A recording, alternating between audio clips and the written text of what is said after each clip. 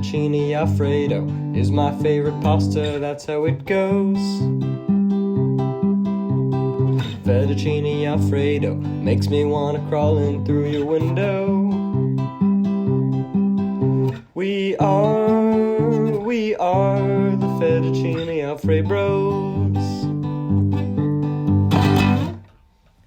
Wow, that's really good, man. Thank you. Hello and welcome back to the AlfredoCast, the world's #1 podcast devoted to Fettuccine Alfredo. We are very excited because today we have Elliott Gould with us. Elliott is an Oscar-nominated actor who you may know from his work on M.A.S.H, Ocean's 11, Contagion, and Friends, just to name a few of the amazing projects he's worked on. Elliott, thank you so much for being here this evening. Now, what is your favorite time of day to eat Fettuccine Alfredo, and why? Now. It's always now. Whatever time of day, if I can get fettuccine any now, that's when I want it. Morning, noon, or night. Absolutely. I completely agree. Thank you. Yeah, I think, RJ, you can weigh in here, but I think fettuccine Alfredo, it's not just a lunch food or a dinner food or even a breakfast food. I think it can be enjoyed in No, it's a way of life, I mean, my goodness. You have to live Alfredo, basically, is the way I think you go about it.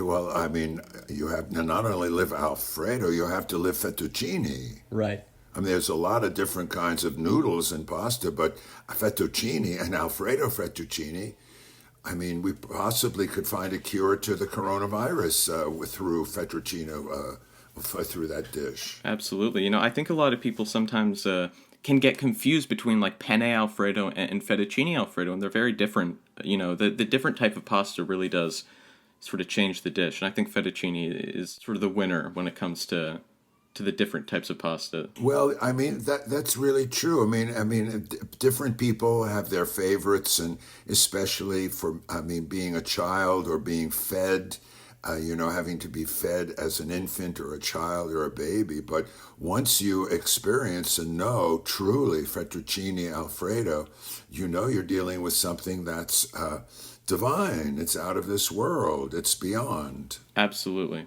Yeah, so, Elliott, we actually heard that you met Alfredo. I did. The first time I ever went to Europe, we went to Italy. And we were taking to, I think the restaurant's name was Alfredo's. And he was there. Wow. And I was sitting there with some family and friends, a few of us.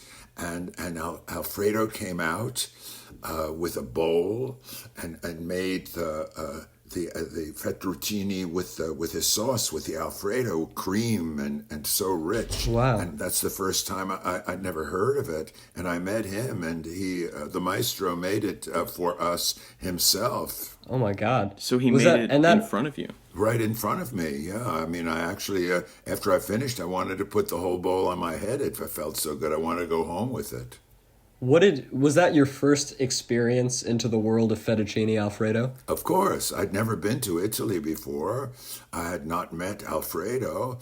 I mean, maybe I had. I mean, coming from where I came from in Brooklyn, New York, I mean, we would have pot cheese and sour cream or noodles and this and that. But Fettuccine Alfredo is my only, maybe it's my, I haven't seen Alfredo since, but he's always been in my mind now. And what was he like? Because obviously we never got the pleasure of meeting him while he was alive. Well, I mean, he was, he looked like a shoemaker to me, but I mean, he was it was his establishment, and he had created this particular dish, and he looked a little like Geppetto from Pinocchio, I think he had a mustache and white hair, and I mean, he was like an artist, and very much aware that he was famous and that he was renowned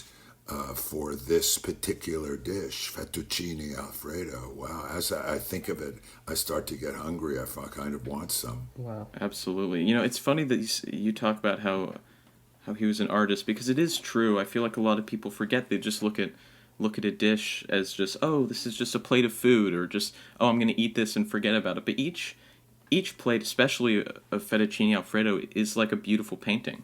you know? Absolutely, definitely.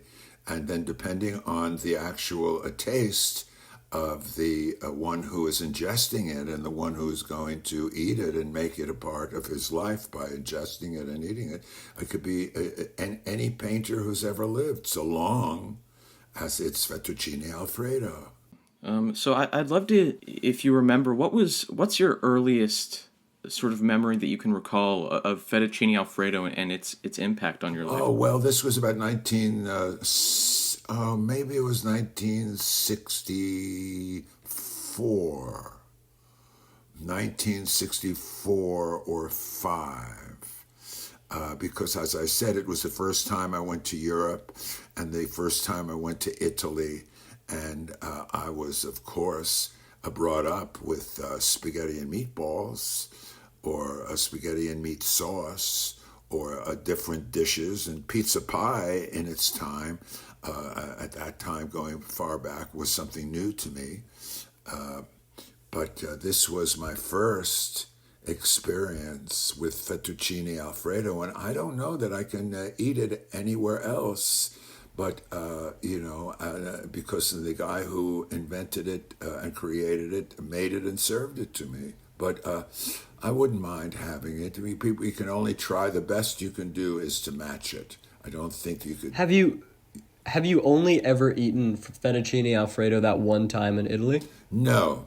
That was the first time. I've eaten fettuccine alfredo, not often, but a few times in the course of my eating, having dinner or lunch or breakfast. Right. So how often would you say you actually consume fettuccine alfredo? Oh, not often at all. I would say perhaps 3 times, no more than 4 in my whole life. Really? Yeah. So it's not a daily ritual for you. No, it's not. Maybe if I was living in Italy and Alfredo was still living, or one of his family would make it for me, it's not a daily ritual for me. But I can understand where it can be a daily ritual for almost anyone. But of course, my introduction to it was the maestro cooking, making it for me specially. Right. Yeah, I imagine it is very hard to beat, Alfredo himself. And it's interesting to me that, both RJ and I can attest, like we have fettuccine Alfredo not often, but a few times a week. And it's a wonderful way of life, and I wouldn't trade it for anything, but it must be interesting to only have it a few times in your lifetime, because each time you eat it must be just extra special. Oh my God. It must just stand out, yeah. Well, it's very special, but the first time was so special because, as I said, it was at Alfredo's establishment. We were eating outside. He came out. There was a lot of pomp and circumstance. It was sort of staged for him to come out. He would do that for almost anyone who would be eating there, as far as the cream and how he added the cream to the fettuccine. But so that was really special and unique for me, and I'm glad that I could share the experience with you fellas today. Thank you. Yeah, just hearing you describe it really, I mean, I don't know about you, RJ, but I could almost just picture myself there in Italy. Oh my God, me too. Yeah, just tasting it in front of Mr. Alfredo himself. Elliott, if you had 3 words to describe what comes to your mind when you first hear fettuccine Alfredo, what would that be? Oi, vees mir. I would say, oi, vees mir. Fettuccine Alfredo, I'm going to get some. Oh, what a pleasure. What a pleasure. What a treat.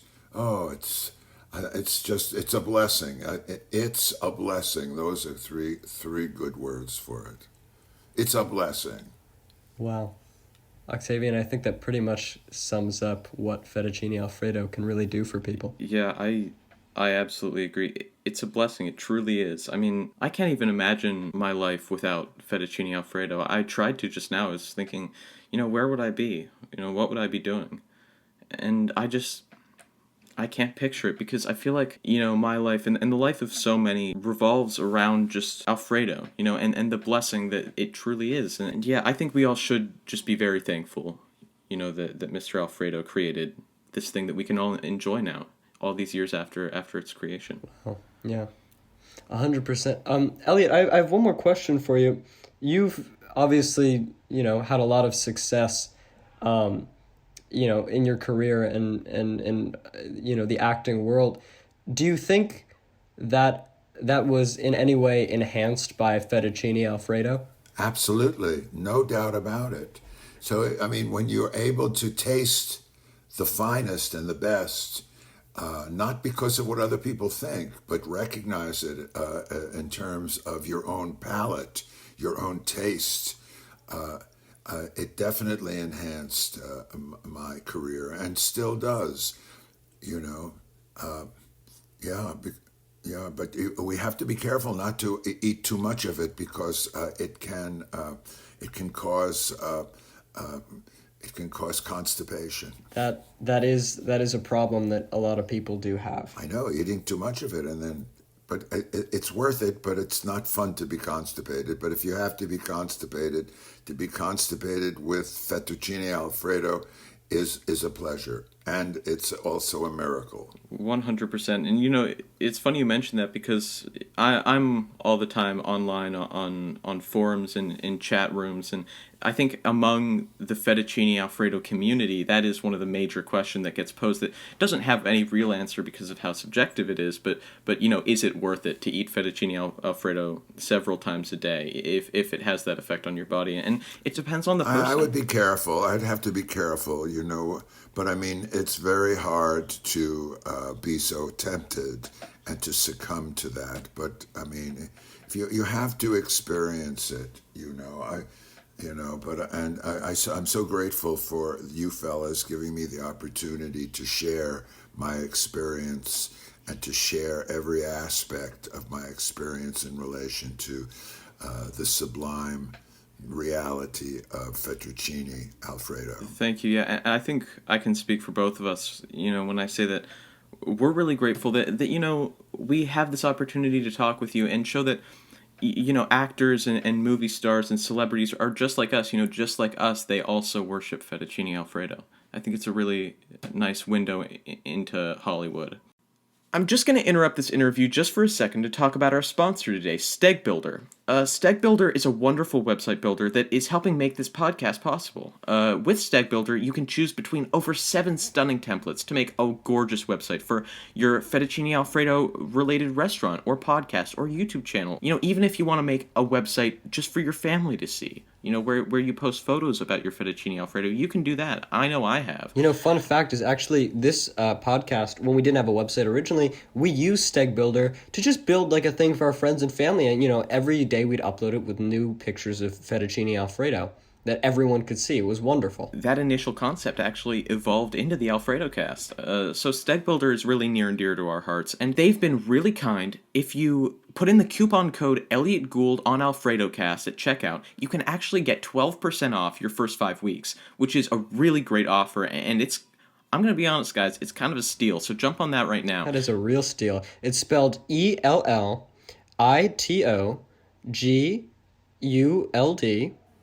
No, A-T. No, G-O... how about... I'll read it out. So, once again, the coupon code is Elliott Gould on AlfredoCast. ELLITTGOULD-ONALFREDOCAST. Mm-hmm. Elliott Gould Yes. on AlfredoCast. Now, let's get back to the interview. Right. Yeah, so thank you for talking with us. I think that about concludes our interview portion, but RJ, we also want to play a fun game with you. RJ, could you? So we have a game. We have a game if you're willing to play. So this game, Octavian, you actually invented this game. So kudos to you. Thank you. But it's called 20 Alfredos. I don't know. Have you played this game before? No. Okay. Well, it's similar to a game you may have heard of. What's the name of it, Octavian? 20 20 questions. Yeah, 20 questions. 20 questions, yes. Oh, okay. I knew it as 20 clams and oysters. Yes. I like them too, but 20 questions. I was aware of that when I was a younger child. Well, this is similar to that. There's the difference being that it's called 20 Alfredos instead of 20 questions. Okay. That's about it. So we have a something in mind that we've both planned, and it might be a little bit hard to figure out what it is, but if you wouldn't mind, and you can go ahead and ask these questions, and we'll see if you can guess it. Okay. Are you thinking of something that's real and natural? Yes. Is it something to eat or drink? Many people would. Yes. Is it something that is or can be either alcoholic or something that has spirits that people can drink, like, wine or a stimulant? Is it a stimulant? To many people, it can be. Octavian, what do you say? Is it a stimulant?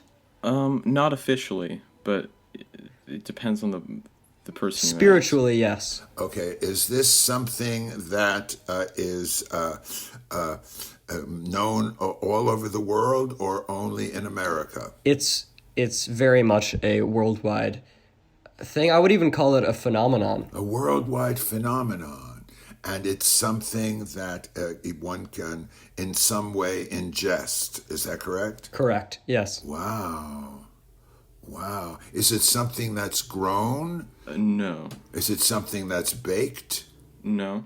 Oh, is it something that anyone can create, or do you have to have a special kind of education or gift to create what it is that I'm looking for? Anyone can create it, but I think it takes a special type of chef, if you will, to make it beautiful.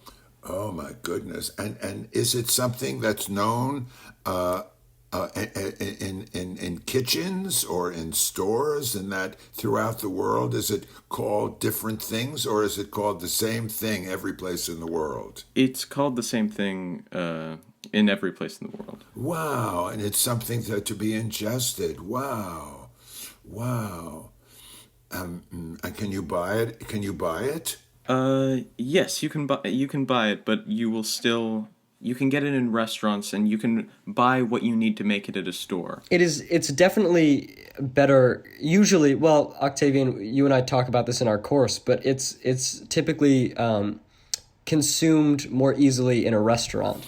And is it something that had a life prior to its creation? Although some would say it has a life up until its creation. Up until its creation. And man, woman, or child can eat it? Yes, it's a very popular dish among all generations. Oh. I mean, is it known in one particular, like you say, if there's a menu, would it be on a menu? Yes. Oh, is it in particular some course? I mean, like for instance, might it be a dessert? I would say primarily no. It's not a dessert. However, it can be many things. You can really have it any time of the day, any course, any meal. Wow. Does it have flavor? Does it have a taste? Absolutely. It has the most wonderful taste. Oh my gosh. We're not talking about Fettuccine Alfredo, are we? We are. Oh my God, he got it. Oh my God. Wow. We were talking before the show, and we thought this might be a little bit too difficult. But you got it. I'm very impressed. Well done. Wow. Well, thank you. I mean, I'm impressed too. I took as much time as I could. I had one extra question after that, right? Yeah, I mean, that's very impressive. I was thinking of water, but I mean, that. Thank you for the help. I'm very happy.